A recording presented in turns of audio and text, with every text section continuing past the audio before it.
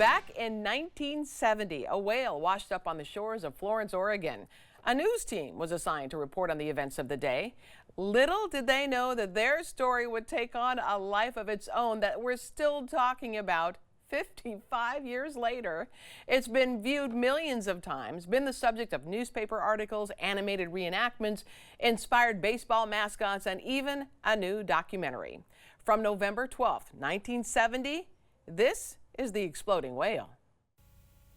It had to be said, the Oregon State Highway Division not only had a whale of a problem on its hands, it had a stinking whale of a problem. What to do with one 45-foot, 8-ton whale dead on arrival on the beach near Florence. It had been so long since a whale had washed up in Lane County, nobody could remember how to get rid of one. In selecting its battle plan, the Highway Division decided the carcass couldn't be buried because it might soon be uncovered. It couldn't be cut up and then buried because nobody wanted to cut it up, and it couldn't be burned. So dynamite it was, some 20 cases or a half-ton of it. The hope was that the long-dead Pacific gray whale would be almost disintegrated by the blast, and that any small pieces still around after the explosion would be taken care of by seagulls and other scavengers. Indeed, the seagulls had been standing nearby all day. As everything was being made ready, we asked George Thornton, the highway engineer in charge of the project, for his final observation. Well, I'm confident that it'll work. The only thing is we're not sure just exactly how much explosives it'll take to disintegrate this thing, so the scavengers, seagulls and crabs and whatnot can clean it up. Is there any chance it might be more than a one-day job? If there's any large chunks left, and we may have to do some other cleanup, possibly set another charge. The dynamite was buried primarily on the leeward side of the big mammal, so as most of the remains would be blown toward the sea. About 75 bystanders, most of them residents who had first found the whale to be an object of curiosity before they tired of its smell, were moved back a quarter of a mile away.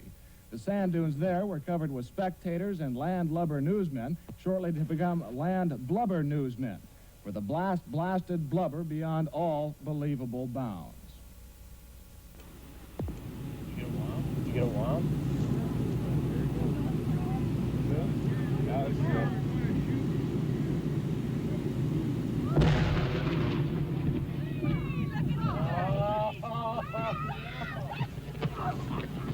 All right, Fred, you can take your hands out of your ears. Here comes pieces of mine. Our cameras stopped rolling immediately after the blast. The humor of the entire situation suddenly gave way to a run for survival as huge chunks of whale blubber fell everywhere. Pieces of meat passed high over our heads while others were falling at our feet. The dunes were rapidly evacuated as spectators escaped both the falling debris and the overwhelming smell. A parked car over a quarter of a mile from the blast site was the target of one large chunk. The passenger compartment literally smashed. Fortunately, no human was hit as badly as the car. However, everyone on the scene was covered with small particles of dead whale.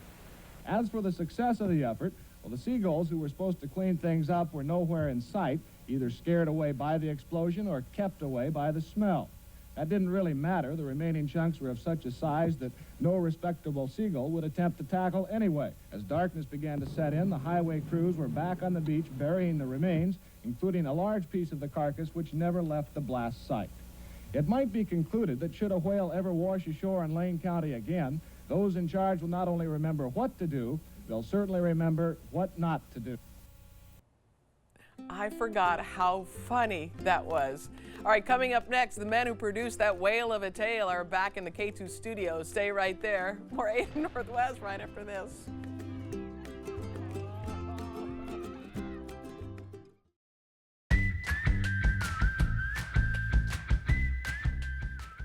Welcome back to AM Northwest on this 55th anniversary of the exploding whale.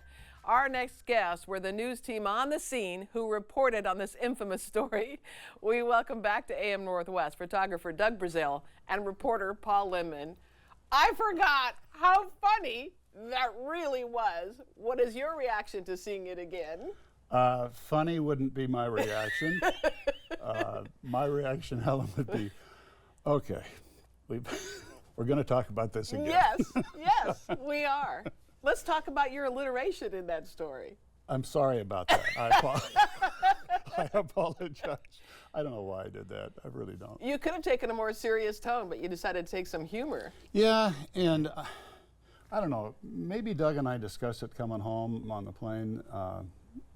I to this day, I mean, all these years later, half century plus later, I can't reconcile in my mind why I took that direction rather than treating it more seriously. You know. Well, no one got hurt. No, that's true. Yeah. Doug, tell me about that morning when they decided to send you, or they decided to send you the night before. How did that all go? It happened that morning. Yeah. Pat Wilkins came out to us, the Cub guys, and said, there's going to blow up a whale down in Florence, and we want you to go. So they chartered a little private airplane, a 4-place airplane, which I'd never been in before. Oh, wow. And so we flew down to Florence and got the folks there to give us the courtesy car and go out on the beach. And then here we are with this scene of the whale down there and the smell. When it was done, did you all have the blubber on your clothing and all around? You could see it when it blows up, that there's a spray that goes up and it comes back down. And we got rained on by that, and that was all incredibly smelly. Oh my God. I had a beige raincoat on, and you could look at the fabric of that raincoat, and it just glistened, red and sparkly. Oh my gosh. And so it was a combination of blood and whatever stuff is involved with blubber. And we smelled really bad. I mean, we smelled so bad the pilot of the aircraft we chartered opened the wind wing and would poke his head out occasionally. What was the challenge in shooting that? Well, first of all, you don't know exactly when the explosion is going to occur and then how far-reaching the explosion will be. So you're trying to get all the elements together. And so we had to stay back far enough to not be part of the explosion. Right. Yeah. So we're over on the other side of a dune just a little bit. So there were some challenges in just getting the shot. And then Paul helped out by shooting a camera to get the slow-mo. And then I was on, as they call it, sticks on tripod with a sound camera. And then, of course, you can't, the thing goes overhead. Well, the tripod doesn't do that, so you have to swing around. Yeah. Anyway, it was a challenge to get the good film. You know, after it went off and the stuff started coming down, we turned around and started to run back toward the parking lot, which was down a sand dune. And as we ran in that direction, there was a second explosion in front of us in the parking lot, which we didn't, what the heck is that? Right, right. Well, it was a coffee table sized piece of blubber that flattened that car. And that sounded like a second explosion, Helen. And we were totally confused until we saw the car. And said, oh, that's what hit. So you come back, you put it together. How long did it take to put the story together? Well, first of all, we had a problem. We had a little problem, yes. The silent camera that I was running, we had the film from. The sound magazine from the sound camera that Doug was operating was not in the car after we got out of the plane. It was not in the plane. And we left it at the beach. I did. Anyway, we share duties. The one nice thing about good reporters is that they handled some of the equipment. Normally, a reporter needs a notebook and a pencil. But they also are working with a crew, a team, and they're all the cameras and tripods and lights and microphones and cables and everything. Paul always helped out. So we both assumed that the other person had taken the film out of the trunk. Bad assumption. It was my responsibility, and it got left there. And so we called down to the pilot that lived in Florence and said, is there any chance that film is in the, oh yeah, we got it down here. And I said, well, we're trying to meet up with someone. Maybe we could, he says, actually, my son is moving, and he's going to go into Salem, and you can maybe meet him on the highway. So we did. Oh, my After all, when we got back to KATU on that evening of the blow-up, Pat Wilkins was asking how soon you get the story done, and we said, well, we don't have the film. He was the news director. Oh, yeah. Oh, my gosh. He was a bit upset. Yes. He said, well, if you don't have that story on the air by tomorrow, you'll be walking. He said, I don't care what you have to do, but that will be on the 5 o'clock tomorrow. Okay. So we got this guy to bring the film up, and I got a hold of it, and we put the story on the air. So reaction from viewers had to be immediate, right? And then what happens, though, when Dave Barry, columnist, writer, incredible writer Dave Barry gets a hold of it years later, and it brings it all back for people? In 1990, I think it was?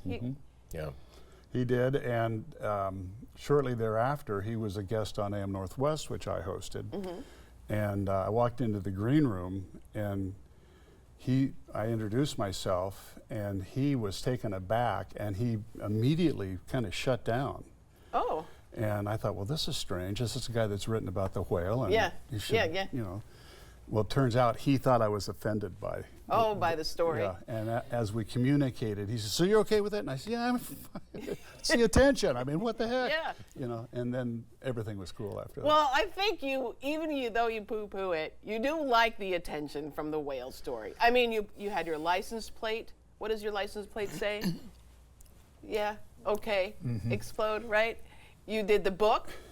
It's been a process, Helen, because Do we need to have therapy? no, for years. I mean, if you're a reporter who's covered presidents and been to the White House and done what you think is important work along the way. Right. I mean, I did the Spirit of the Northwest series, which was ordinary people doing extraordinary things. Yeah, great stuff. 1,025 segments, not one of which is ever mentioned to me. Yeah. You know, really incredible people. And if somebody, a stranger, wants to talk to me, invariably they begin with the whale. And I got tired of it until somebody, a good friend, said, "Hey, would you shut up? Most of us won't be remembered for anything. Right. And You're remembered for something." So now I'm okay with it. Okay, let's talk now about the documentary. Oh, Whale. Okay, how does that feel? It looks like a great documentary. Look at this. Yeah. Yeah. So you're gonna be on the panel discussion? Is that Yeah, right? and Winslow, the producer, is really a good guy and a competent guy. And, you know, I'm a weird television person in that I don't like the attention very much. And so it was kind of difficult, but he made it so easy and actually fun. And I love the animation involved. Yeah. Doug, what'd you Did it? think of your animated self? Well, I had no idea. And that may have been how I looked back in the day, so I guess we're okay with it. Yeah. Yeah. Well, I know you love talking about it. You don't get the attention that Paul does, but I mean, it was like a once in a lifetime kind of experience. It was, and the curious thing is that I think that the story in itself is a story about a whale getting blown up because it's dead and it's in the way. Yeah. Well, that's really not that big a story, but I really feel like I hand it to Paul to take that and turned into a little bit of a humorous story, although it's not particularly funny, but he did, and that's what carries this story through the decades. Absolutely, and I love your exploding whale hat, by the way. Oh, thank you. Yeah. We want to tell everyone we're going to talk about the documentary coming up and that you have a panel discussion and a screening coming up. So we'll talk all about that. So don't go away. We'll be right back with more AM Northwest. Stay right there.